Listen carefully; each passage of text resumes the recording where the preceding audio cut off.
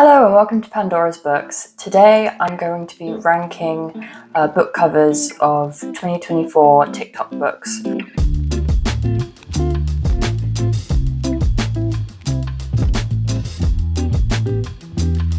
I always find when people rank TikTok books, they always rank the OG TikTok books like Song of Achilles, It Ends With Us, They Both Die at the End. Those books that really blew up during the pandemic or after the pandemic. I don't see people talking about 2024 books specifically or books that are really popular this year rather than the past few years. So I thought I'd gather some books that I see a lot on TikTok or on BookTube as well. Popular books that people were talking about this year. Not necessarily have they been published this year, but they've become popular this year.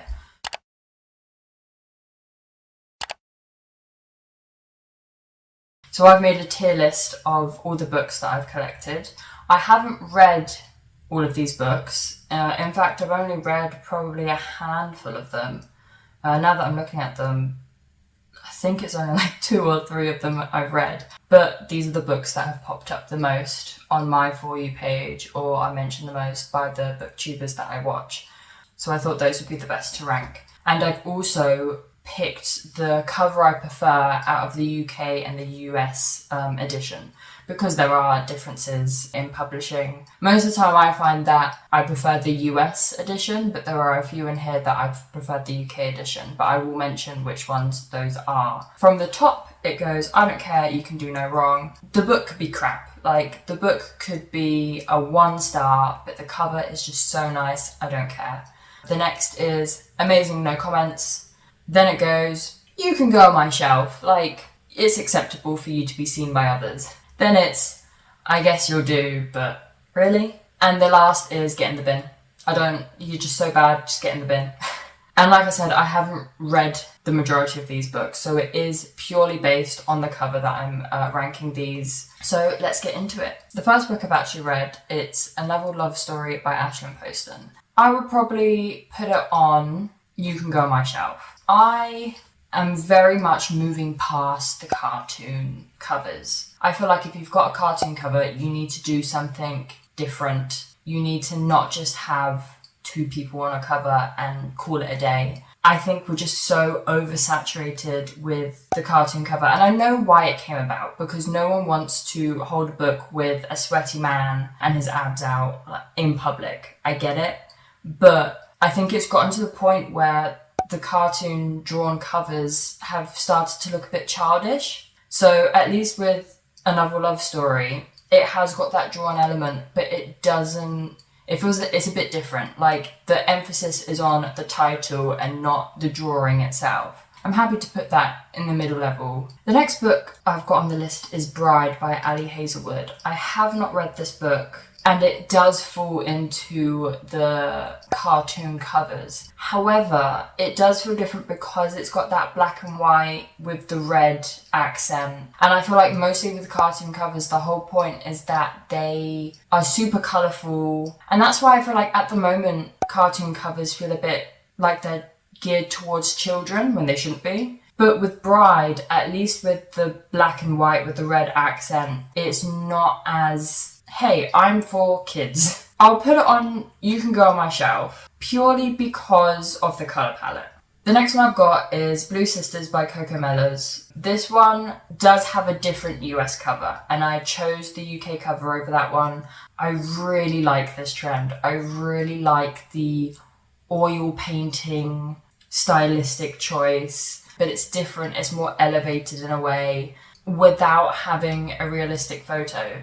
I'm not sure if this is a new trend, but I am seeing it pop up a lot more, specifically in literary fiction, and I really, really love this trend. So I'm going to put this in I don't care, you can do no wrong. I'm really hoping that a lot more books are going to come out with more stylistic drawings rather than just the cartoon. Speaking of cartoons, the next we've got is Daydream by Hannah Grace. I have read Icebreaker and I listened to the audiobook of Wildfire. They're just not for me. They're not my favourite books. I'm not basing it on the book itself, I'm just basing it on the cover. And so I'm gonna put it in I Guess You'll Do, only because at least this one has some depth to it. Like, you have the books in the background, You can tell they're in a library. There's a bit more than just slap 2 cartoon people on there and call it a day. So that one will go and I Guess You'll Do. The next I got is Funny Story by Emily Henry. This one's the UK edition rather than the US edition. The US edition is basically the slap 2 people on and they're floating in nothing. At least the UK edition has some depth to it. I also prefer the colour palette. Like, there is more going on which draws in the eye. But do I put it in You Can Go on My Shelf or I Guess You'll Do? I'm going to put it in You Can Go on My Shelf for now. And at the end, I'll make my final decision. Next, I've got Leather and Lark, which is cartoon, but it's like silhouettes. It's different than your stereotypical romance book. All I know about this book is that it's about serial killers, I think. It's a dark romance, maybe? I don't know. All I know is that there's a lot of smut in it. It's a very, very spicy book. I like the teal. I don't know, I feel biased. I feel because I know a bit about the book, but I shouldn't really be. You Can Go on My Shelf. The next book is Out on a Limb, and I knew this book mainly by its indie publishing cover, but it's been picked up by a publishing house now, so this is the new cover of it. I'll be honest, I didn't really like the original cover anyway, and this one I don't like either. I don't know what it is about it, but I really don't like this cover. Maybe it's like a mixture of the colours. I also feel like I don't like the font. There's just something about it that when I see it, I'm just like, that's it? Like, you couldn't have done any more? Again, this is not anything against the book itself. I have not read the book. I'm purely just going off my preference for the cover, and I don't really like it. The next one is Middle of the Night by Riley Sager. I don't read thriller books. I have this thing against thriller books. They all look the same. They all have some house in the woods and it's very dark and the title's just big and that's it. Like, I feel like we've all been talking recently about how the romance genre needs a revamp and to move away from the cartoon covers. And yet, I don't really hear anyone talk about how the thriller genre needs a revamp. Like, the thriller genre has been this way for the past 2 decades, maybe more. That being said, I do like this cover. I think it's because of the green. I think if it wasn't the neon green, and I think if it was, a muted blue or a black, I wouldn't be interested in it. But the green brings me in, and so I'm going to say, controversially, Amazing No Comments. And maybe it's because my standards are very low for thriller book covers. I don't know, I really like the green. The next book we've got is Summer Romance by Annabelle Monaghan. This is just boring. At least there's some depth to it. They've thought about it, they've done it, it's going to be like an over-the-shoulder. The font they've picked isn't interesting. And, outside of design-wise, the title isn't very interesting either. Not that I'm judging it on that. But I feel like they could have been more creative, imaginative with this. It's just your regular romance book. So I'm going to say, I Guess You'll Do. The next is Darling Girls by Sally Hepworth. I do like this book purely because of the colour palette. Because normally thriller books, in my mind anyway, are dark, woodlands, dark blues. This is also blue, but it's got that summer feel to it, and I think I'm still wanting that summer read. At the end of the day, it's just a stock image with boring sans serif text on it that I could create myself in 10 minutes. I have something against thriller books, and I'm sorry, it's just gonna have to get in the bin. The next is Christina Lauren's The Paradise Problem. I've picked the US version of this book because the UK version, that would go straight in the bin. Like, I wouldn't even talk about it. I hate it. So I thought I'll go with the US version because I prefer it. It's not the cartoon. They're thinking outside the box. It is something different. I will say it feels a bit messy. I don't fully love it, but You Can Go on My Shelf. You are different. There's been some thought put behind it rather than let's draw some people. The next is The Familiar by Leigh Bardugo and Amazing No Comments. I love the design, I love the style. It's got that very museum painting feel. I'm pretty sure it is.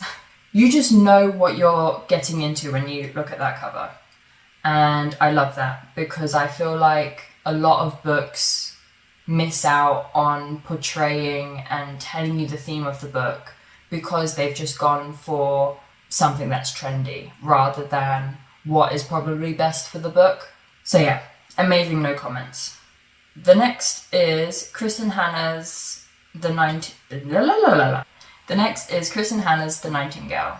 This cover is a bit boring, but like I said, I think you know what you're going to get into with this. I think this is a historical book set in World War II or just after World War II. You can kind of get the vibe from it. It is more than just a stock image with text on it. They've put a little bit of thought into it. I'll put this on You Can Go On My Shelf. The next is Reckless by Lauren Roberts. I haven't read this series, however, I do like the covers. I feel like with fantasy books, there's a risk of there being too much, and I feel like this is just enough, and it's pretty. At the end of the day, it's pretty, and that's what you want. But it doesn't really tell me much about it, so I'm not going to say amazing, no comments, but I will say You Can Go On My Shelf, because I like the colours, I just like the vibe. I like the book. I don't like the book. I haven't read the book. I like the cover, is what I'm getting at. Next is Wild Love by Elsie Silver, and you know what? I appreciate this book. She could have easily just done the norm, followed the trend, but she decided to go with something else. You can get a vibe about what the book is going to be about before you even read the blurb. So I'm going to put amazing no comments for this one.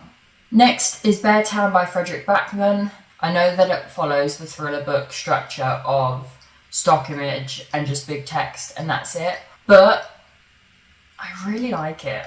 I think it's the font, how the font is behind the trees.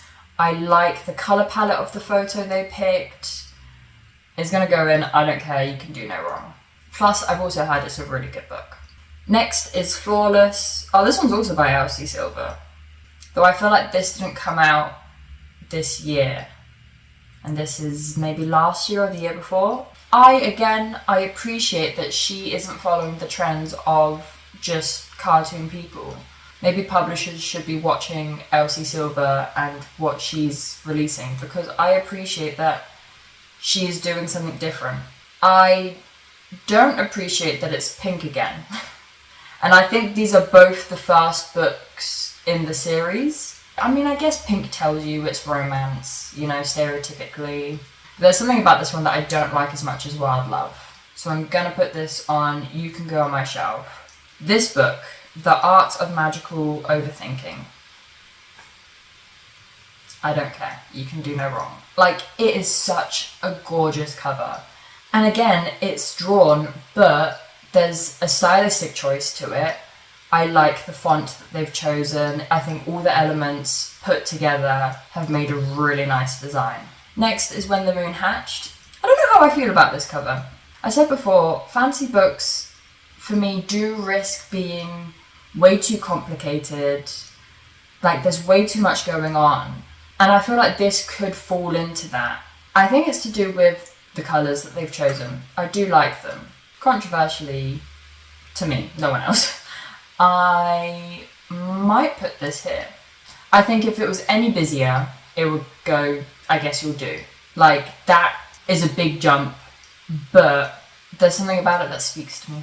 The next book is Heartless Hunter. Again, I think this is a fantasy book. And again, I appreciate that it's not overpowered with what's going on the cover. And I like the red. The thing is, I don't like moths. Or is it butterfly? They kind of creep me out. I think I'll put it on You Can Go On My Shelf. And that's purely biased, but this whole thing's biased, so do I care? No. The next is Wedding People. This is a newly popular book, and I think because it's been in Book of the Month, either this month or the previous month, and I picked the US edition because the UK edition, I hate it. I would need another section. It doesn't even deserve to be in the bin. I hate the UK edition, which sucks because I wanted to get the book, but I don't want that cover. That might make me really superficial, but I do like a pretty cover. And like, I can get over okay covers, but I don't know, whenever I see that cover, I see red. However, I see a different kind of red now. I don't care, you can do no wrong. I love this cover. I like it when covers are more imaginative with their design. It's simple, yet really effective. The next book is Just for the Summer by Abby Jimenez. Again, cartoon illustration. However, there is depth. I like the colours. I'm gonna put this on You Can Go on My Shelf at the front because I think it's right between You Can Go on My Shelf and Amazing No Comments.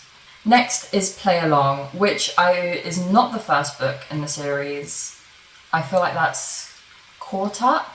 And I know I like bash the illustrations, so if you're not going to do the illustrations, do something else. But this also feels really lazy. Like, again, I could do this.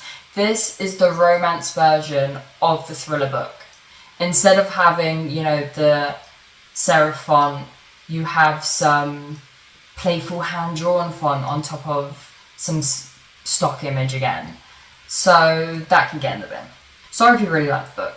This is, again, not hate on the book itself, just its cover. The next is the reappearance of Rachel Price by Holly Jackson. I just really like her covers.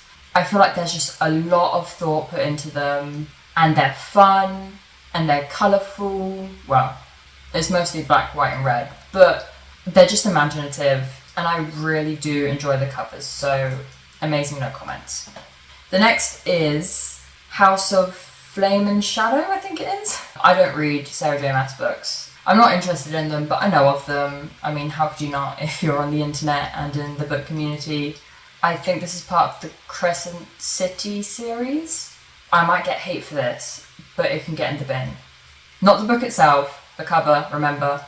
I don't know what I'm looking at. This is the type that I'm saying it feels too busy. I also heard, and I don't know if this is wrong, I should probably like Google it before I say this, but I feel like there was some scandal about using AI art for the cover as well, and if that is true, that can definitely get in the bin.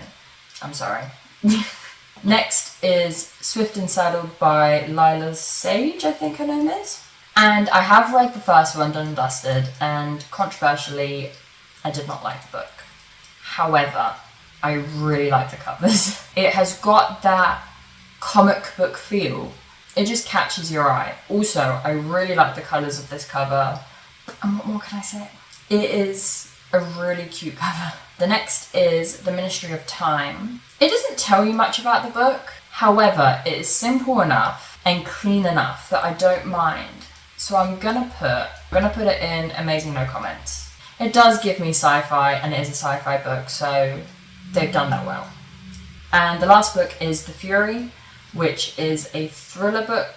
They've done this collage type thing where it looks like an eye, or it looks like you get them on like bracelets a lot. Is it the Turkish eye? It's creative with how they've portrayed it. They've done it like a collage. I'll put it in You Can Go on My Shelf, but higher up. There. I'm going to quickly like reevaluate what I've done, see if I'll change anything else, and I'll get back to the final list. Okay, this is my final ranking. I have moved some stuff about. I moved Reckless up to Amazing No Comments because I really just like the cover. And I moved Flawless down. And I know I said that I appreciated that she wasn't following the trends. I feel like they could have played around with it a bit more. While it's not people, I feel like it is still just something floating in nothing. And I also moved Funny Story down because I think at the end of the day, it is still the cartoon illustration. I'll move it in front of Daydream. I appreciate the colour palette. I also prefer it a lot more than the US edition, but it's getting old. I moved Leather and Lark to the end of this row. I don't know how I feel about it, and I think I'm just going to put it in the middle because I haven't fully decided. Let me know if you guys agree with me, if you think that I should have no right on deciding if these covers are good or not. There's a reason I don't work in publishing. Let me know if you guys agree with my ranking, if you don't. What is also the consensus for the general community? Do you still like the cartoon covers? I have noticed a lot more people are moving away from the cartoon covers, but they're still technically the trend. So how do you feel about experimenting with illustrations, having different styles of drawings? I think that's what I'm leaning towards. I still like the illustrated cover. Let's make it a bit different. This was fun making a tier list, so I might make more in the future. Let me know if there's any topics specifically you want me to rank. Remember to like, comment and subscribe, do all those YouTube things, and I shall see you next time. Bye!